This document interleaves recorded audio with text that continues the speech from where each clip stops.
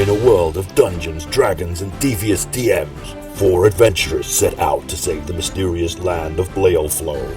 I'm Frank Bunty, Dwarven Paladin and all-round badass. I like nothing more than righting wrongs and smiting evil. I'm Bonarail, a half-elf rogue that'll rob you blind and mess you up. I'm Lord Sugar, a human wizard noble. I'm rich, I'm better than everyone, and I set fire to everything. I'm Draco Justice, Dragonborn Monk. For when justice calls, who will answer? I will. I'm Draco Justice. And I'm Doddy, the resident DM. I'll be throwing everything at these guys, including the kitchen sink.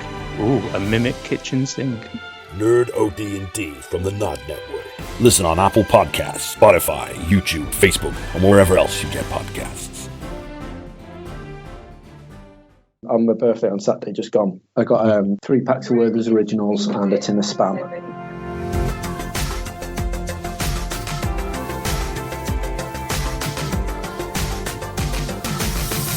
Hello and welcome to this week's edition of the Nerd OD podcast. I'm Dan. I be Reg. The birthday boy. I was the birthday boy, but no longer the birthday boy. Now you're 38, right? Now I'm 37. 7. 8? Oh, yeah. 37. Oh, dear. I'm an age. Okay, cool. And that's... Oh, wait, no, I'm 38, so of course you're younger. Are you 1 year older than me? Well, I'll be 39 this year, so a year and a half. I honestly thought that you were like a couple of years older than me now. Fair enough. I thought that because when we started working together, you started on like thingy, didn't you? Work experience. I did. Yeah, which would suggest that you were a fair bit younger than me, but clearly not. No, I did it in 6th form, but still, like at the time, I wasn't. I was like 6 months too early to a year too early to come and work for you. Makes sense. That makes sense. And then I literally went in like the day after my birthday and spoke to Andrea, the boss at the time of the place. Mm-hmm. And she was like, "Yeah, just let me know when you're 18. There's always a job here for you." And I was like, "I turned 18 like literally 2 days ago." And she was like, "Really? Follow me." And she took me in the back and gave me a work t-shirt on. And I was in with my mate Dave, who does the side quest with me, because we were swapping over a couple of games to get Commandos 2 on the original Xbox and Marvel vs. Capcom. Okay. 2. Isn't it weird the things you remember? Yeah. Like specifically those games. And I had to walk out when I was wearing the game shirt, and he just looked at me and was like, "What?" I was like, "I'm really sorry, mate. But I'm just starting work. So if you want to walk home." And he was like, "Oh, congratulations. Okay then." And it annoyed me because we did the transaction before I started work. So I didn't get a discount. And then Andrew was like, "Oh, if you'd have waited." I was like, "But they took the games home and everything now." On my birthday on Saturday, just gone. Me and Ash had a cozy night in without Oliver. Because he was at her mum's for, his nan's stay over, so we could actually like enjoy the night. Right. So we got like a takeaway and watched like Saturday night takeaway while we had a takeaway. Then we played some Super Mario 3D World on the Switch, which I'll go into in a bit. And we had a bottle of Prosecco while we played that. And then I literally had half a beer. And I was like, I am feeling it. Like, oh God, I'm feeling it quite hard. And I just felt quite drunk. And considering these are the days where, like, we used to go to festivals and I used to cane, like, a crate of lager and then start on the rum and then just move on to, like, absinthe and do all sorts of craziness. I think if I did that now, I'd be, like, thrown up and dying in a pool of my own vomit. Because there's just no chance at all I could drink that much alcohol anymore. I don't know why either, but it was like, that was my first beer of this year. It's the first time I touched alcohol this year, and I was like, proper felt it. It's just, it was mental. And I was like, I don't think I enjoy alcohol anymore. Which is a weird thing to say, but I know I carry on drinking. I don't know, when he gets older, I'll probably get more used to it again, and hopefully get back to the stage where I can actually have a fun night out and enjoy my alcohol. But we'll see. We shall see. If not, at least it'll be a cheap night. And do you think people think you like the Turtles, Reg? Possibly. I like Turtles. Yeah. I reckon so. I noticed there was a bit of a running theme. I mean, first of all, the things I bought you were Turtles related. And then the post we put on the Nerdity page to say happy birthday to you was a photo of you with Michelangelo. And then, did you have a Turtles banner or something? No, so I came downstairs in the morning. Yeah. To Oliver, like stupidly excited. And we had the 80s cartoon of the Turtles playing when I came downstairs and had like the banners and stuff, just normal happy birthday banners and balloons and whatnot. But Oliver had all the Turtles figures ready on the side to help me open my presents. Okay, absolutely. So he opened my presents. I got to watch him open my presents to see what I had. But it's funny because if it's just clothes or anything that's not like, oh my God, look, I can move this or play with this. Mm-hmm. He opens it 3/4 and just throws it on the floor. So all my presents just got launched on the floor because he's like, no, they're traders. No, that's a top. No, that's a trackie. Just like launching stuff. And I was like, can I? No, okay. Can I just see? No, okay, cool. I'll tell you what, I'll have a look when you get bored of looking through them and I'll go, oh, thanks, babe. They're really nice. So we did that. Had all my sort of presents from Oliver and Ash. I got 3 packs of Werther's Originals and a tin of Spam. Okay, is that just some sort of a hint that you're an old man? I've always loved Werther's Originals. So this also goes on to a story I was just about to. Well, I was chatting about before we came on the pod. I joined one of those groups, about your high school and stuff. And this one is Whitby High School, late 80s, 90s, and noughties. And one of my French teachers, Mr. Linnell, was probably the greatest teacher in the entire existence of teachers. Right. He was awesome. And he just made everything so much fun in French class. So you never learn by like writing stuff down. He'd always make you act it out and do mini plays and stuff. And there was always a group of lads that that would just, everything would end up in a fight because they could. It was just one of those that would play act a fight for anything, like going into a shop and asking for bread, asking what the time is. You have to always do it in French, obviously, and go through it.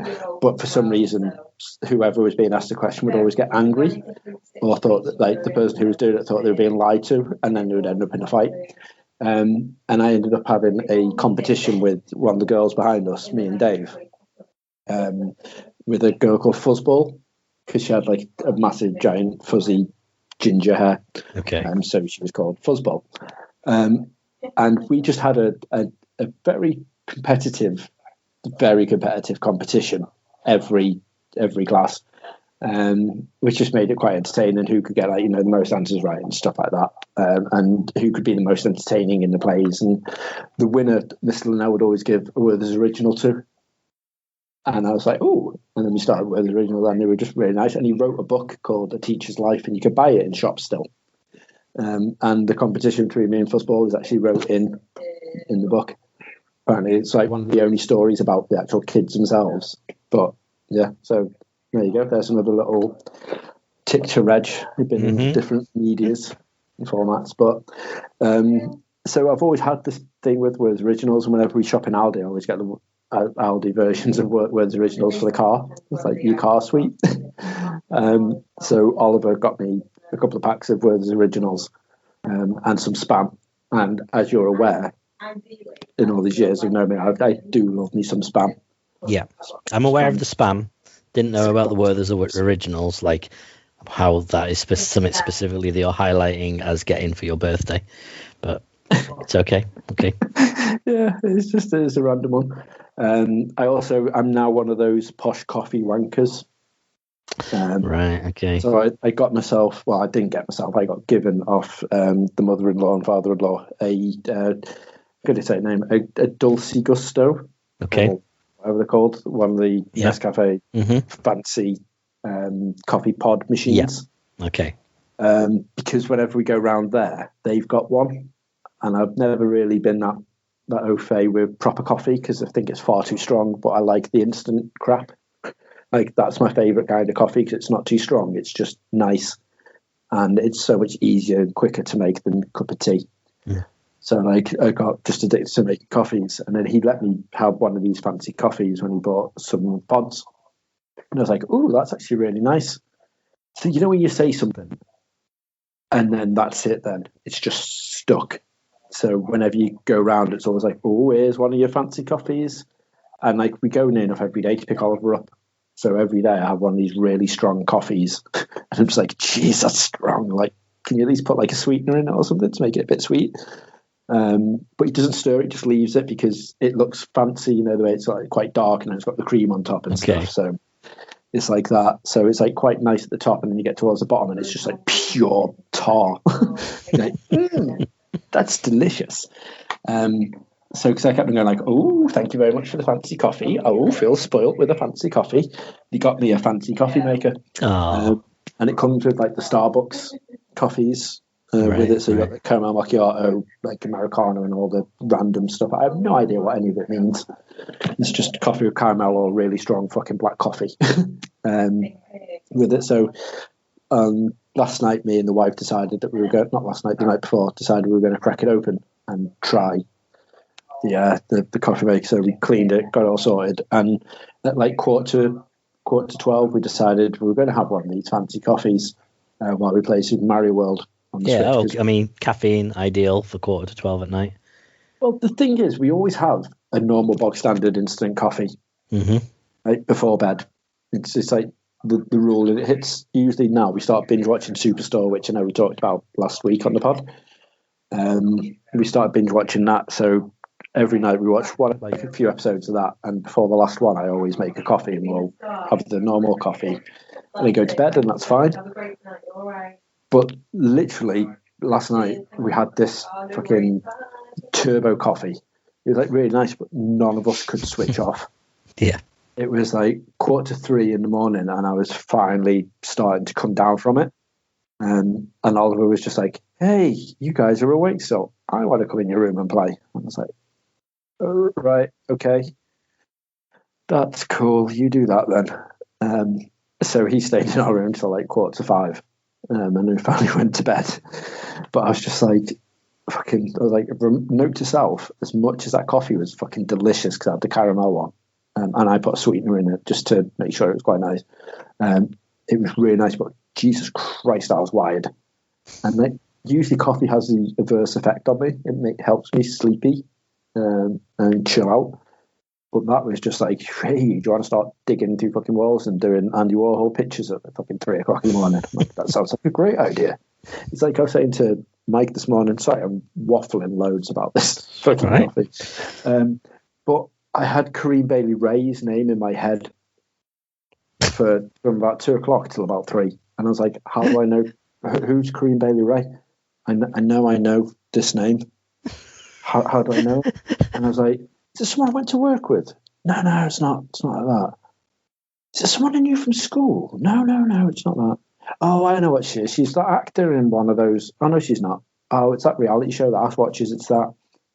And it wasn't. And it wasn't until about, like, just before Oliver woke up, I was like, oh, no, she was that singer on the bike. And you go through, and I couldn't think of the song, but I could picture the video massively. Okay. And then this morning when I first got up, I was like, put your records on. Yeah. That's the song. But yeah, that was randomly out of nowhere, literally out of nowhere. That name just popped into my head, and I was like, why the fuck did I think about that? But yeah, so apart from the fancy coffee machine stuff, I also got off one of my mates a couple of turtle figures, which was the other thing. And they are awesome. And then I don't know if you've seen my post where I put up the pictures a couple of days back of the 4 turtle figures. All these collections growing up a little bit. If you just go on it now while we're podding, have a look at Nina Meyer's husband's comment. All right. Okay. So for people who don't know him, he's massively into his weaponry, and like, he loves anything, you know, like martial, medieval sort of jousting and, you know, sword fighting and his samurai sort of weapons and that sort of stuff. He likes all that sort of stuff. So we put up a post put up a comment on my post saying, hey, Oliver can have these if he wants. Hang on. Just remembered Oliver's age. He can't have these. Would you like to have these? And it's just 2 giant size. Awesome. And I'm like, yeah, Oliver's just slightly too young for Two Giant size. To be in the same house as Two Giant size. But it just proper made me laugh. So hard. But so I got those, and then obviously the presents you got me. I got the Batman v Turtles, the Blu-ray, which is awesome. Oliver keeps pointing to it, but I'm like, not yet. You're older. Maybe in a couple of years' time, and I have something we can watch Blu-rays on, then you can watch it. Sorry, it didn't even cross my mind. You've sold your PlayStation, haven't you? Yeah. I thought, oh, you at least have something like a Blu-ray or I don't know. But oh yeah, No, got it, eh? Not even on your laptop. But the good thing is, it comes with a digital copy inside it, so I can watch. Brilliant.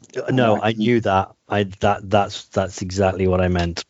Yeah. So I will still be watching it. Don't you worry about that. Good. Which is cool because it's got a load of awesome stuff inside there as well. So you've got like the making of, how it goes behind it, and how they decided to do the actual comic of it, which is going to be awesome. I can't wait to watch that. The comic was an IDW comic as well, wasn't it? It was because Turtles are with IDW and obviously DC have Batman, but it was an IDW comic, which seemed odd. And it seems bizarre to me that DC would go, yeah, here you go, here's Batman. Yeah, I think because the Turtles have had some amazing crossovers. Yeah, absolutely. As of late, and I think the other way around now. Yeah, I think DC were just like, yeah, go on then. If there's someone we know we can cross you over with, it'll be Batman. So, because he fights in the shadows, Turtles obviously need to fight in the shadows because people will be like, holy fuck, it's a giant turtle. So yeah, no, I mean, not questioning why it exists. Oh no, I would have thought it would have been DC going, all right, look, yeah, we'll have the Turtles for this run.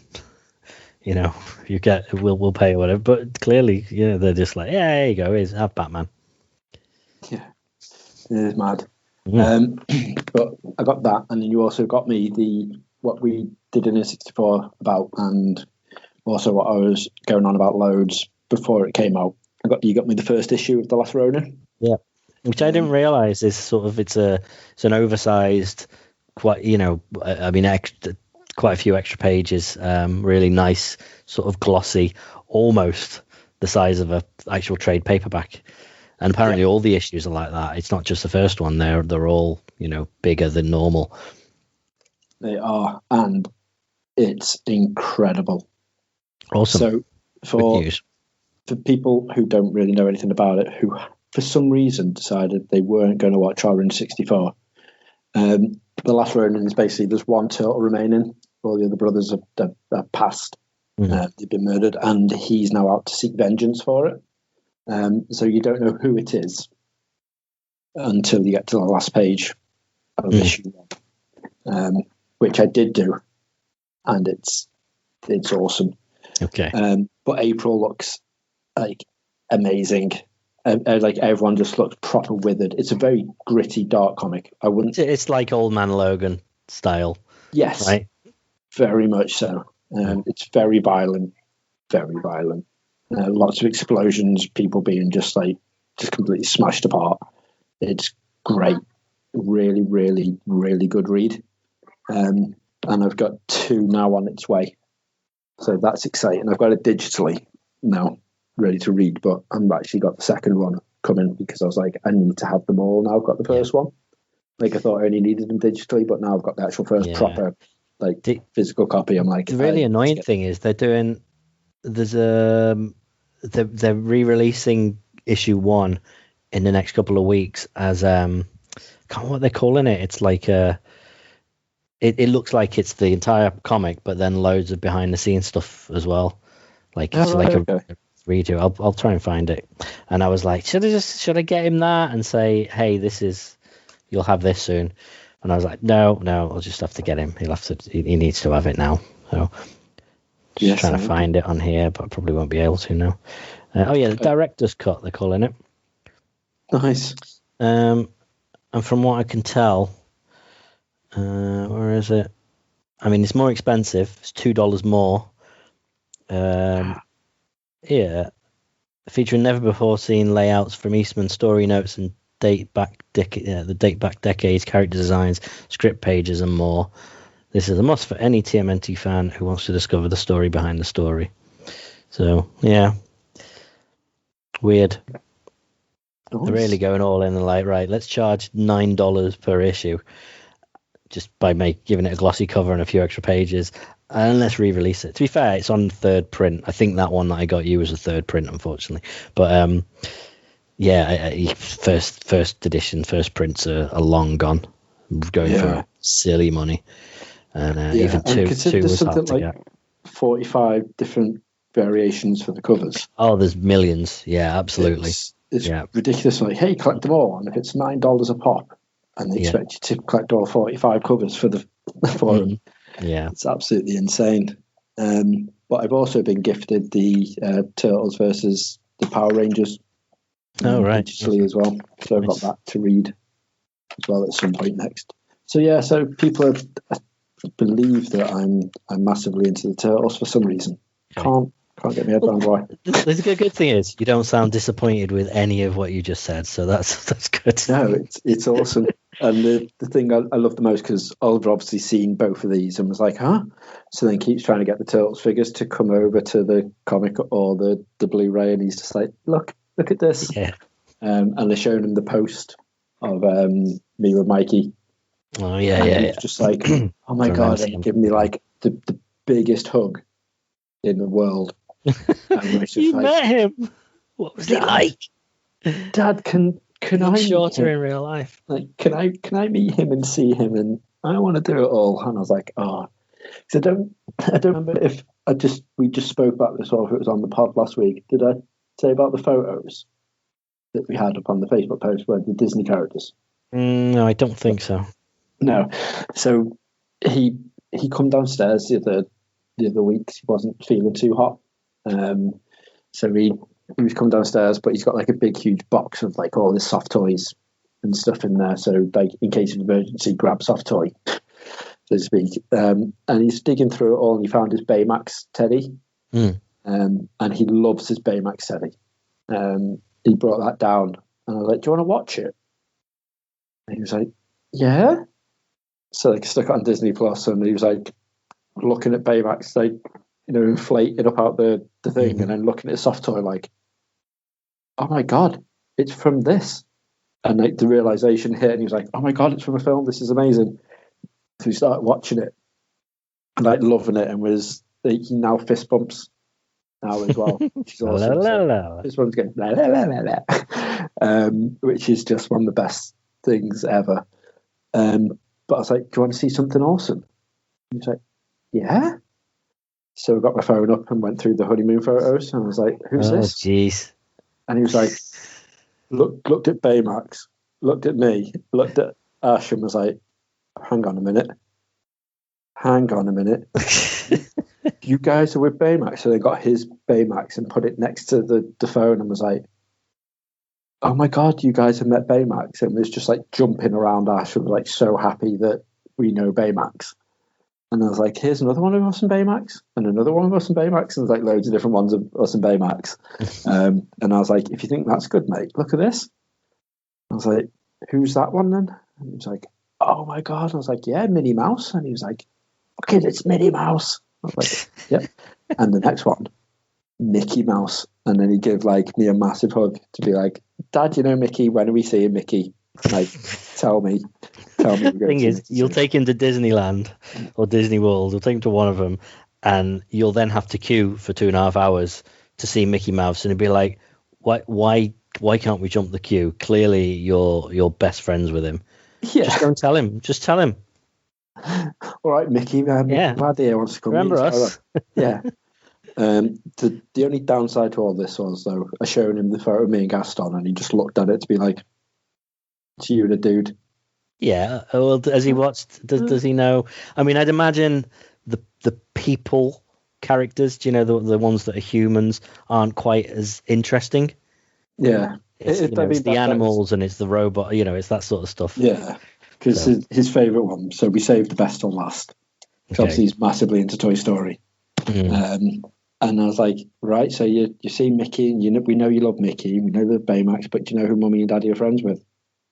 And he was like, and he put his little finger, like he puts his finger to his mouth and goes, like, I don't know. And I was like, look at this one. I put up Buzz and Woody, and he just lost his shit.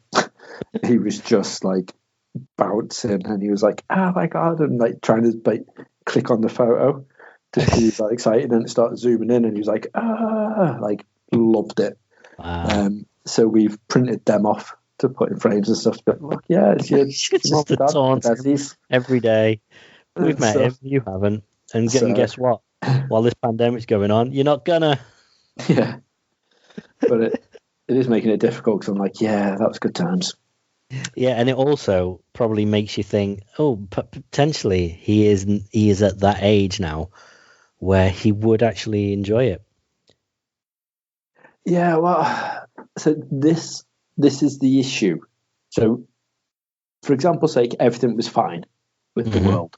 Yeah. And you could go do it, and we could happily afford to go. The first killer is the 8.5-hour flight to get there. Like, I don't think he could do that long. Yeah, absolutely. Unfortunately, when we're there, I think it's the whole case of like, yeah, he could definitely, go, and like I've watched enough of like the Tim Tracker and other vlogs and stuff because I've become massively addicted again to Florida videos. So I've been watching enough of them. They've got a little 1-year-old that he goes around, and he's like obsessed with the flight of the Navi ride. When you just go through the actual boat one. Okay, yeah. Go through that because he loves seeing all of them, and he loves like any of the water rides. And like Oliver would fucking love that, but he wouldn't sit still. He'd be like, I'm going to grab that. And that would be my issue. Is on any sort of particular thing is you'd have to keep him in like the Hannibal Lecter straitjacket type thing as you're walking around, because you'd just be like, that's mine. Like, I want to grab this. Oh, I'm going to jump in that water. Oh, what's this there? Like, I'm going to grab that. And I'm like, oh my God. It just wouldn't be feasible. It would be amazing. It would be so fun. And like, you're right. If we take him to Toy Story Land, we'd probably need like doctors on hand to resuscitate him, because if you're going, oh my God, look at the giant Buzz. Oh my God, look at the giant Woody. Mate, it's all right, mate. Calm down. It's cool. We've got this. But he wouldn't be able to go on most of the rides, and that's the only downside. We'll take him there, and he wouldn't be able to do like the teacups or like the alien ride or anything like that, because he's just that little bit too small when I was watching the height things. So I'd say give it till about 5 or 6, and he could well get there. But then you've got the other downside of, while we're there, you have to do everything for him. Yeah, definitely. It's one of those awkward things where you spend just shy now of working it out, just spend shy of like $6,500. Yeah, but to get there, which would be incredible. Don't get me wrong, it'd be the best experience in the world ever. But you'd want to do that one night in Epcot where you just get ruined around the world. You'd want to do that one night where you can stay out to watch the fireworks at like 9 o'clock, which he blatantly can't do because he struggles to keep. I'll give an example. When I last went to Disneyland in Paris, it was open from 9 a.m. through to, I can't remember what time, like 9:30 or 10. It was like really late because the show where they project everything and on the castle, and they have fireworks and stuff, it has to be dark, so they have to stay open until the sun sets. So generally it's pretty late, like 9 or 10 o'clock. And we got there literally as soon as it opened, and we spent the entire day, and by about 6 or 7 we were like, we need to stay until the show, but we were really flagging. Like, that is a grown human being.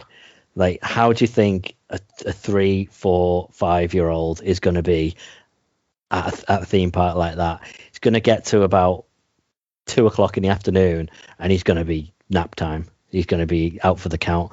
So you go with your parents, your in-laws, you go with someone else who doesn't mind babysitting, and then at that point they take them back to the hotel, and you guys go and enjoy yourself. That's how it works. Yeah, we were. So me and Ash's dad were chatting the other night, because he's 10 years older than me. So when I hit 40, he's going to hit 50. And when we were having the chat, he was like, we need to do something special that year to celebrate our birthdays, and like not just, rent a pub out or something. We need to literally go holiday. We need to do a holiday. And I was like, sound. And then the first thing that went straight into my head was Disneyland Paris. Fair enough, yeah. You couldn't get them to go to Disney World. Right. At all, but you can get lost. Yeah, Ashley's just said you can get lost. so we're not doing that. Oh, that was the first thing that came to my head. I was like, oh, we could well do that. Yeah, that would be really cool. I think you would be very surprised at how much you'd enjoy Disneyland Paris. I know I would, Dan. Anyway, but yeah, so it is awkward, but at the same time, like, yeah, because that's all when we think about holidays and stuff now, that's the first thing that pops into my head was like, yeah, Disney. Well, we're exactly a year from when we went to Japan, so we're in that situation at the minute with Japan, because we see all the photos and things coming up and go, hey, a year ago in fact, for me, it's a year ago and 3 years ago and 4 years ago and 6 years ago. I'm getting, because I've pretty much been at almost exactly the same time every time. You do generally always miss my birthday, beginning of March. So everything on on this day or time hop or whatever is like, oh, you went here that day, but you also went here that day, like the next year. You went here that day a couple of years later. Like I was at Mario Kart, driving around the streets in a go-kart around this time 3 years ago. Nice. So it's frustrating. And pretty much every day we've been we've gone for a walk or something to get some fresh air, and we're going, right, what are we doing today then? Well, oh yeah, we're going to Shinjuku, and then we're going to see Godzilla, we're going to eat here, and then we're going to go to Shibuya and do this, and just sort of recounting what we did on this day a year ago, and it's just makes me sad, makes me very sad. Yeah, but I got all my videos finished though. Yeah, that's cool. And the nice thing is, like, the minute you jump back into Java stuff, you can go again, no strings attached. That's fine. Yeah, I know I can't ever afford until Oliver's old enough to drink around the world at Epcot to be able to get back to business. Fair enough.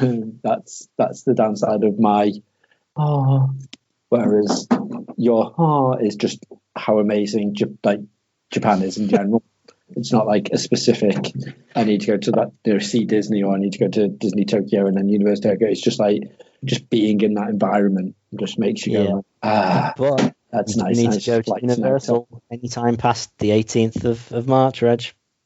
Yes. Because that's when Super Mario, I forget, is it Super Mario Land? Super Mario Land. Is it Super Mario World? Either way, either one. Super Mario World Land. Yeah. No, Super Nintendo Land. It's Super Nintendo Land, that's it. It's not Mario. But yeah, anyway, that opens officially. Finally opens. Oh dear. It looks incredible. And I'm so dying to actually just to try the ride. Or see, I will watch an onboard cam when someone does it properly. So it doesn't. Mario Kart. Terrible. Yeah, absolutely. Yeah, I don't think I will now. I've watched it up until the bit with the ride, and when the ride bit was done, I was like, yeah, I don't want to ruin it. It's the same with the Flight of Passage on fair enough. I think I haven't watched that because I don't want that to be ruined for me, so I can experience it myself firsthand. And like Hagrid's, I haven't watched Hagrid's yet because I want to experience that myself. So it's the same as this Mario Kart one. I want to be able to go and be like, I was not expecting that. Oh my god, that's incredible.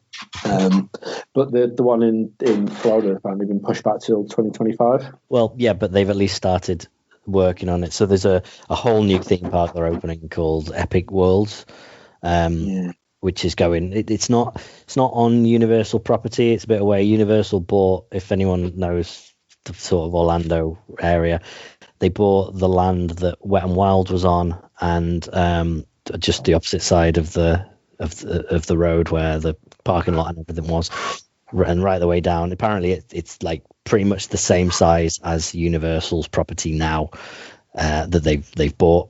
So they're going to build loads of hotels, but also a complete new theme park called Epic Worlds.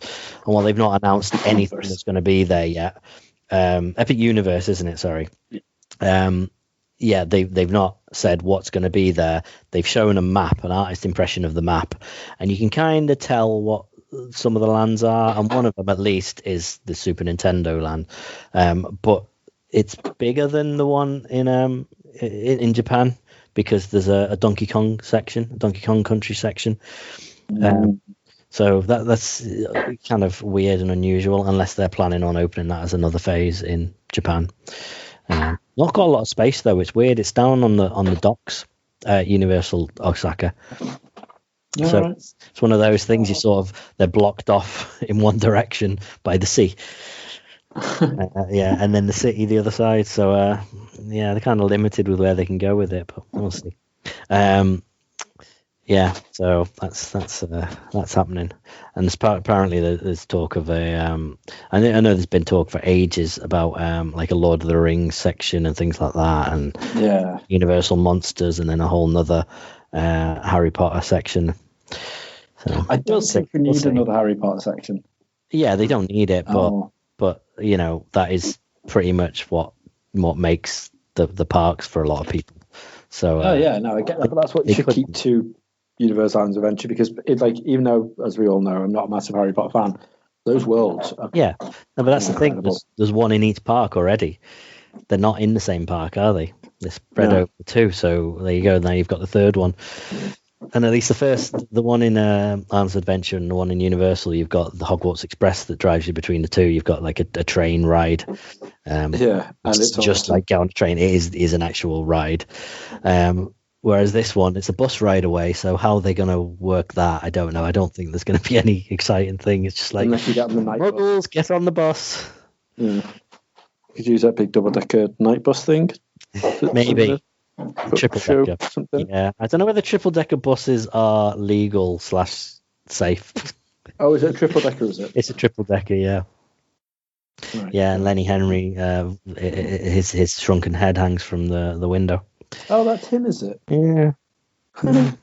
I'd say I remember just when we first went to Hogwarts with you in 2012, and we looked around. I was like, oh my god, look, Dawn French. Like, how weird is that? Yeah, that was right. She's in the film. I was like, oh right, okay. I was like, oh my god, that's like Stephen Fry or whatever. And you're like, yeah, he's massive in it. I'm like, oh right, okay. Like, I was none the wiser to any of these guys being in the film, and I was like, look at the pictures, they move, and you're like, yeah, that happens in the actual films and the books. So I was like, oh right, okay. Yeah. Like, the thing is, it is so well recreated, and it's almost a shame that you miss out on those little touches. It's not like I'm a big fan of them in the slightest, but having seen them, it's good. You can then sort of appreciate them. Yeah. I don't know. Yeah. Anyway, speaking of Nintendo, we mentioned Nintendo before, so I'm going to segue back. You know, every 6 months or so, maybe every year, there's a rumor of like, there's a new Switch coming out, Switch Pro's coming, it's going to happen, people. And then, you know, the only time that was remotely true, they were like, yeah, no, here's a Switch Lite. And everyone's like, oh, okay, great. But it seems to be building up more than it has previously. I don't know whether it's just that the news have got nothing to talk about, but a lot of places are reporting that it's coming from a lot of sources that there's going to be a new version of the Switch, which has got a larger screen made by Samsung, apparently. I think that's probably the reason why they've had a big order for screens, and that's maybe why the rumor mills jumped. Makes sense. But it's going to be an OLED panel, but still 720p, which I'm kind of surprised. Well, I just expect. I know it's fine. It's absolutely fine, but I've got to. When you actually plug it in, have it onto the TV, apparently it's 4K. Oh yeah. So it'll be the dock will allow 4K on the TV, which is fair enough. Yeah, I suppose so. You've got to. I'm looking at it as, you know, playing it handheld, and then I've got a tablet sat next to me which is 8 years old, and it's 7.8 inches or something, so it's not that much bigger than the screen they're talking about, but it's a 1080p screen and it's 8 years old, you know. And it's beautiful, and It's just that it gives it that little bit extra sort of smoothness, and I'm just surprised and almost disappointed that they're not going for it. But we'll see. But I've been holding off on buying a Switch for so long, and it's all half of it always because there's these rumors. And have you heard the rumor of the name? No, I haven't. So the latest naming rumor of it is Super Nintendo Switch. Okay, that's right. What we're going for as a nod to the SNES. I see. It makes sense. Now, I love our Switch. It's very rare that the Switch gets used in handheld mode, right? But when we do, the opposite for me. I've never I played Divinity 2 enough religiously in handheld mode, and that was so detailed, and the screen never fazed me in the slightest. Same with Breath of the Wild and that sort of stuff. It's always been great. Fine, but I'd say to be fair, I think I actually prefer to play Divinity 2 handheld compared to playing it on the 50-inch TV. For some reason, it's just one of those games that just feels nice to have in your hand when you're playing through, despite it being like, a 500-hour RPG to play through. But like Ash plays Animal Crossing with it when it's handheld mode instead of it being on the TV. It's weird. Certain games play. I can imagine with that, having played a lot of the 3DS Animal Crossing, it is a sort of game you just want to boot up, jump on. You don't really need to do anything too in depth with it. You just want to do your dailies and whatever, dig up your fossils and stuff and shake your trees and then be done with it. So handheld mode is ideal for that, I think. Yeah, and it's the same with the Mario game. So I got the 3D Mario All Stars for Christmas. Yeah. Well, no, Oliver did. I got Luigi's Mansion. Sure. That's the better one. Yeah. So he got that, and she'll play Super Mario Galaxy in handheld mode. But we'll play 3D Mario World, on the Switch and on the TV because it's just, for some reason, it's weird. It varies from game to game which one she'll play on the TV and which one she'll play in handheld mode. But just makes you feel like it should be played in that way. It's what you're used to.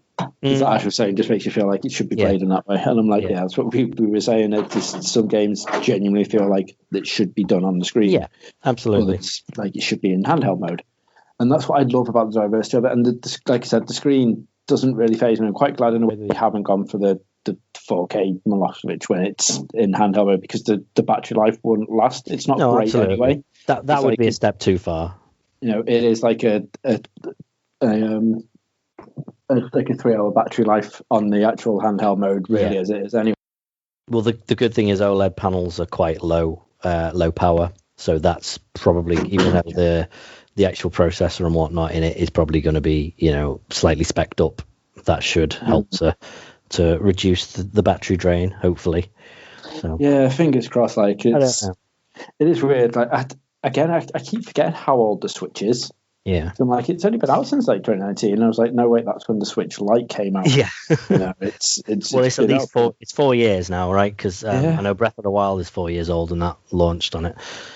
Yeah, exactly. Yeah. It's a 4-year-old machine, and it doesn't feel like it's a. It's strange. I'm curious whether, if they do release this, if this does actually happen this time, whether they go, they release games that won't work on the old version, because there is sort of precedent for that. Like the when they did the new 3DS. There's only 2 games, but there are 2 games that will not run on the old hardware. It needs the new hardware. So I wonder if they go down that route. I mean, the fact that only 2 games ever, as I'm aware of, 2 games ever required the extra juice from it. Whether that makes a difference, maybe that shows that they won't bother. It was just a bit of a failed experiment. But I don't know. See it. I think it'll be like the Pro and the Xbox One X. It's just that it'll look a little bit better in some. Yeah, it some just ways. scales it up a little bit for you. The one other thing we haven't really talked about Nintendo stuff, which probably because neither of us really play the games, but the Pokemon, right? It's a big Pokemon, live event. It was like, was it the 25th anniversary of Pokemon? Yeah, they've been around 25 years now. Crazy. And I have a few. I know a few people who are quite into Pokemon, and they absolutely love the live stream. The whole recap of all the games and all the different sort of media that Pokemon's got to. Apparently was a pretty big deal for the fans. There's a couple of things that they've announced, and that's a remake of Diamond and Pearl, which just look like they've gone, oh look, yeah, the Zelda remake, the Link's Awakening, that looked good, that did well. Let's just copy that and just turn a DS game into a Switch game, but just look really. I'm hoping it's very early versions of it, but look really dull. Just looked really, really, really basic. Didn't look at it like it's got anywhere near the charm of the Zelda remake. But then they've finally gone open world, which is something that's, I mean, it not even just that, just a proper next gen home console version of a Pokemon game. It's something I've never, ever seen, and always been confused why they've never done it. It was always on a handheld, and then whenever they released a game on like the N64 or the GameCube or something, it was like, oh, here's a Pokemon beat 'em up. Here's a game where you take photos of Pokemon. It was never a proper main storyline, like main game, was it? And I get that now all the Nintendo have is the Switch. That is their portable, that is their home console.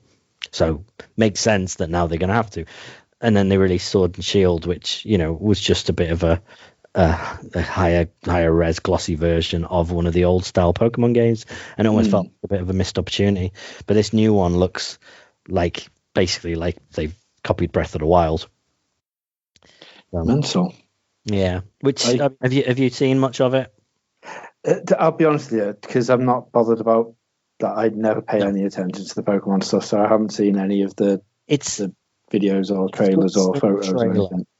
Just to see how, I mean, it's probably very early days. It just looks very, very bland. I can see if they get it right, I can see that it might work, because a game like that, when you're running around, and you're fighting the Pokemon and you've got to catch them and whatnot, I get that might work on a sort of big open world map.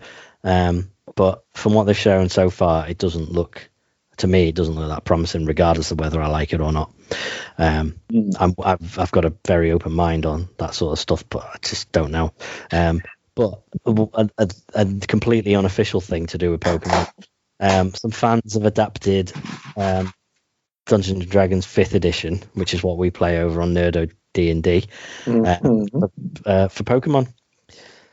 Really? So, they released it for free. It's just there's just like a guidebook to show you how to actually play a full version of Dungeons and Dragons 5th edition set in the Pokemon universe. Totally unofficial. It sounds quite interesting. See, to be fair, I probably know as much about Pokemon as I do about Dungeons and Dragons, so I wouldn't feel any more or less out of place. It would be like that time when that guy came into the game store and was like, do you know anything about Yu-Gi-Oh cards? And I was like, yep. I know loads about Yu-Gi-Oh, and I had to open it up, and I was like, oh yeah, it's like Top Trumps basically. I was like, each school plays it differently, so your kid might, his school might have a different rule. Now might be completely wrong, but it's not. I'm definitely right. Yeah, but he bought like the starter deck, and like near enough, I think it was something stupid like 50, 60 quid's worth of the booster packs, just off the preference of me going like, yeah, so it's like Top Trumps, and that was awkward because Dave was laughing at me the entire time way through.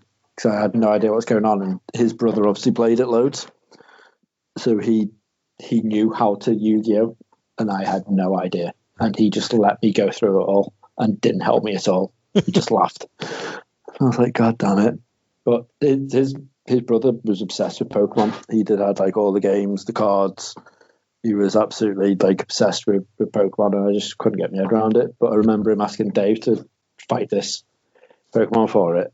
Because he was stuck on something, and Dave was like, "Oh, right, okay. So all you need to do is get this elemental, do this, and I was like, "See, it sounds like it could be interesting, but the fact there's no story to it, it's just go fight these Pokemon, go to this gym, fight other Pokemon, get a badge to fight other Pokemon." There's still a story to it, I'm sure. I don't think it is. You just got to be the best. Isn't that what the story is? Not like no one ever was. No, I mean, I think that's loosely it, but I think there is a story that takes you through it. Right. Okay. I don't know. The thing is, there's two games that I played, and that made me think, I probably would enjoy a Pokemon game. I should try one. Eventually. Golden Sun slightly. Golden Sun has this. They've definitely taken some aspects of a Pokemon game in that you've got to run around and catch these little things they call gins, and each one's got different powers. But it's so much deeper than that, and that anything like a Pokemon game, I'm certain, is ever going to go. So not necessarily, but the other ones, Bomberman Adventure, I think it was on the Game Boy Advance. Yeah. Genuinely, that was really Pokemon-like. Apart from the Bomberman mechanics, it was an adventure game. It was a full RPG, and you literally had to catch these creatures as you were going around. And everything I read about it was like, that's just Pokemon. But I don't know, the Bomberman stuff made it a lot funner than I can imagine a Pokemon game would be. Now, saying this, eventually I will play a Pokemon game because I have Pokemon Sun for my 3DS because I got it for about $5. But I'm just not brave enough to jump into it yet, but I will do. I'll report back eventually when I try it. I'll report back, and you might find that suddenly I am all Pokemon all the time, Reg. It's probably not. I can never see it happening, but B, if it is, then wow. We're over. And I think out of everyone, I think because it's got such a huge Japanese culture to it, I'm genuinely surprised out of all my mates, you're not the one that's at least tried one. Because I was too old for it when it launched. That's what I think my issue is. And I think it's with my other thing is because I used to play Final Fantasy at home loads when I lived with my parents. And I remember our Chris coming in and going like, "What is this?" I was like, "Oh, it's Final Fantasy. It's like an RPG." He explained it all to him, and he's like, "It's just like a stupid Pokemon thing, isn't it? Where I hit you, go on, right, you hit me." And I'm like, "You mean turn-based combat?" "Yeah, Pokemon combat." And I think that was one of the things that made me go, "I'd never touch a Pokemon." I think that was it. But considering that turn-based RPGs is my favorite type of RPG, it's quite surprising in that aspect because it's quite like you've got to think about how you're going to handle each particular fight with all the different elements and that sort of stuff. Like theoretically, it sounds like it could be great. Yeah, but see, I think for me it was that my first main exposure to it was the cartoon. I remember seeing the cartoon, and I used to hate anything that looked like anime back then. Like, this was before I even knew what anime was.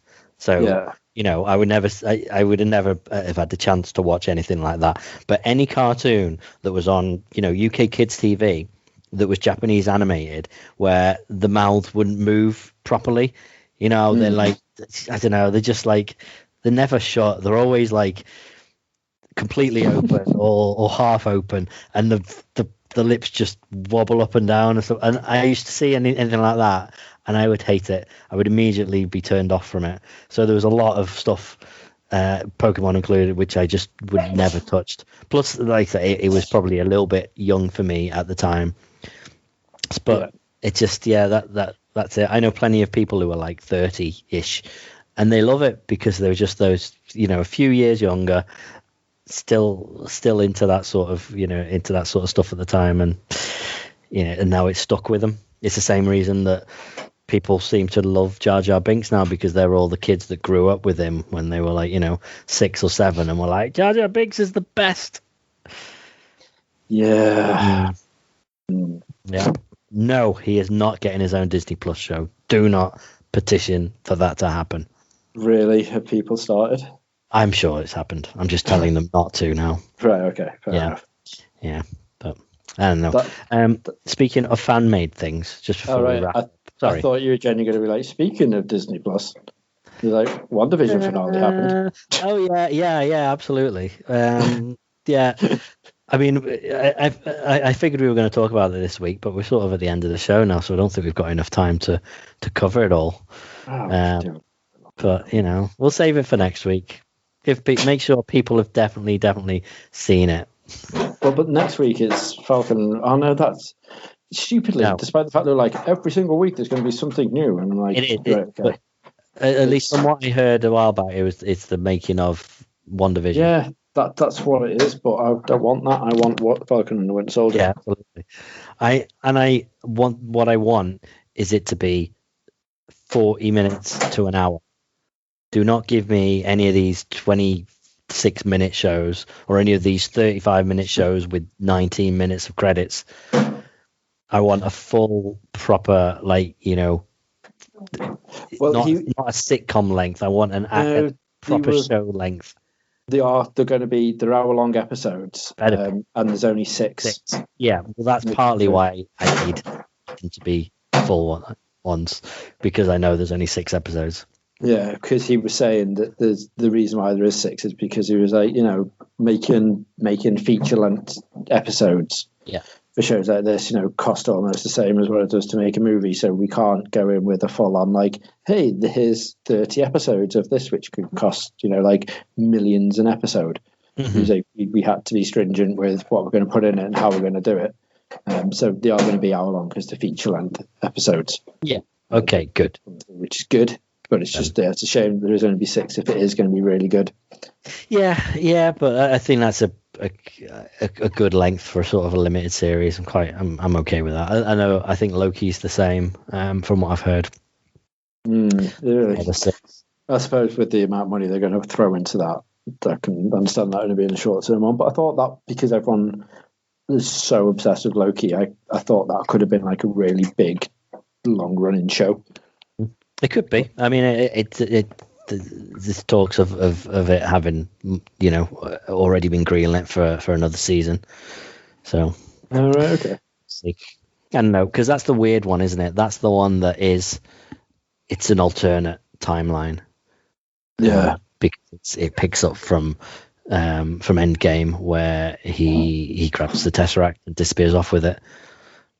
So that didn't happen in the main timeline. That only happened there, and so yeah, it's a strange one. I don't know whether they're just like, okay, this is a way of us still following this character, but we won't have him interacting with the main universe. So I don't know. Yeah, WandaVision just left me more confused with that whole thing in terms of what are they doing? Are they doing something with the multiverse here, or are they not? The whole Quicksilver thing, I still can't imagine it was just that'd be funny if we cast the same, the actor who plays him in that other franchise. It's got to be more than that. Yeah, but 100%. I don't know. We'll go in depth in that another time, I think. But I just wanted to wrap up with speaking of fan made things. Do you know how Star Wars Episode 9?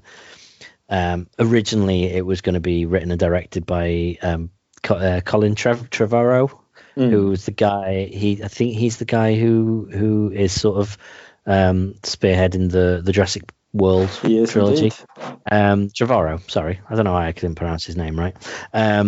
So he wrote a version of Episode 9, which then got canned, and he disappeared off, and it got then adapted to whatever JJ's version of it, and it was going to be called Duel of the Fates, which is quite a nice little nod back to episode 1. Yeah, absolutely.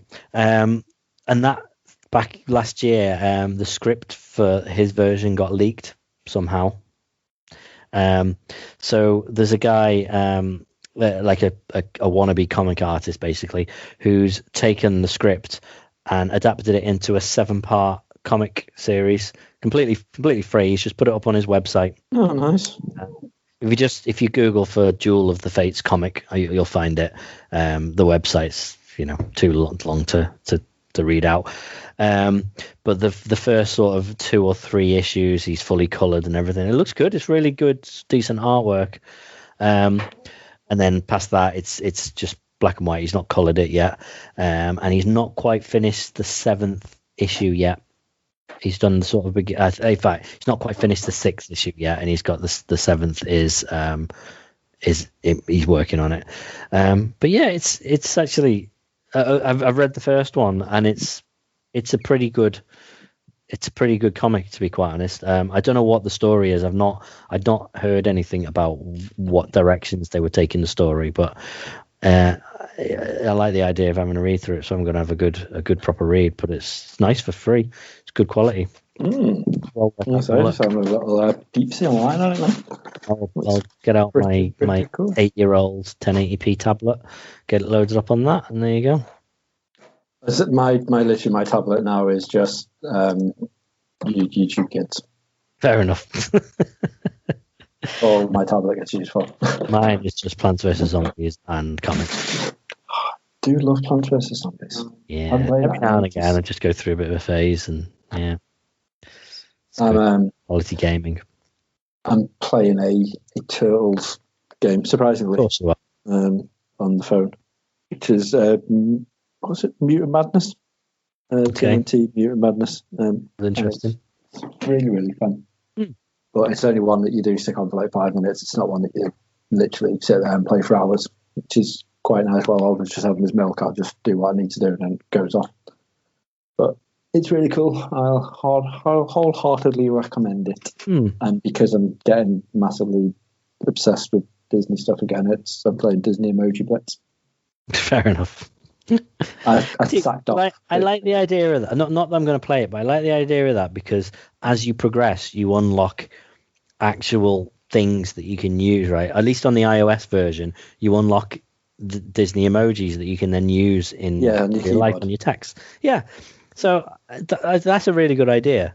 Like, at least that gives you something instead of just like, oh, look, you've got 7,000 gems. Congratulations. Yeah. No, it is pretty cool in that aspect of things. It's, to be fair, it's just it's the same as you'll see in everything else, but it's just fun. I think because I wanted Gaston, I finally got him. Gaston was Valentine's Day. Okay.